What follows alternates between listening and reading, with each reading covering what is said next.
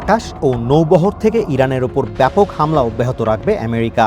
ওয়াশিংটনের এক কর্মকর্তার বরাত দিয়ে এক প্রতিবেদনে এমন দাবি করেছে কাতার ভিত্তিক গণমাধ্যম আল জাজিরা। ওই কর্মকর্তা জানিয়েছেন, আমেরিকা ইসরায়েলের এই হামলার লক্ষ্য হল ইরানের নিরাপত্তা ব্যবস্থাকে ভেঙে দেওয়া এবং বর্তমানে এই হামলাগুলো কেবল ইরানের অভ্যন্তরে থাকা লক্ষ্যবস্তুগুলোর মধ্যেই সীমাবদ্ধ রয়েছে।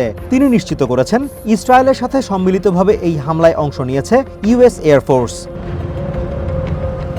এদিকে নজিরবিহীন এই হামলায় ইরানের ভেতরের ক্ষয়ক্ষতির বিস্তারিত তথ্য পাওয়া না গেলেও মাহের নিউজ এজেন্সি জানিয়েছে, তেহরানের কাছে একটি স্কুলে এই হামলায় অর্ধশতাধিক শিক্ষার্থী নিহত হয়েছে। এক প্রতিবেদনে তারা জানিয়েছে, ইরানের দক্ষিণাঞ্চলে হরমুজগান প্রদেশের মিনাব শহরে মেয়েদের একটি প্রাথমিক বিদ্যালয়ে হতাহতের এই ঘটনা ঘটেছে।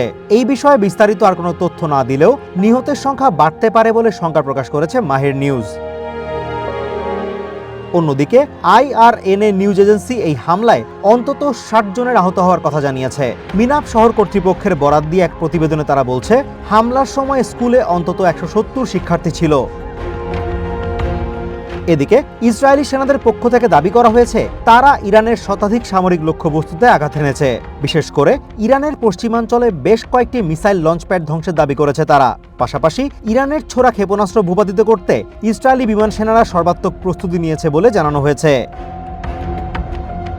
অন্যদিকে ইরানের পররাষ্ট্রমন্ত্রী আব্বাস আরাকচি হুঁশিয়ার করে বলেছেন, আক্রমণকারীদের উপযুক্ত শিক্ষা দেওয়ার জন্য ইরানি বাহিনী প্রস্তুত আছে।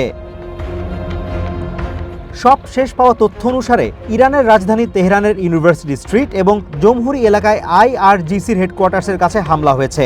এছাড়া দেশটির সর্বোচ্চ ধর্মীয় নেতা আয়াতুল্লাহ খামেনির কার্যালয়ের কাছেও হামলার ঘটনা ঘটেছে। এর পাশাপাশি তেহরানের উত্তরাঞ্চলের সৈয়দ খানদান এলাকায়ও হামলার খবর পাওয়া গেছে। স্থানীয় গণমাধ্যম কারমানশাহ, কুম, তাবরিজ, ইস্ফাহান, ইলাম এবং কারাজ শহরে হামলার কথা জানিয়েছে।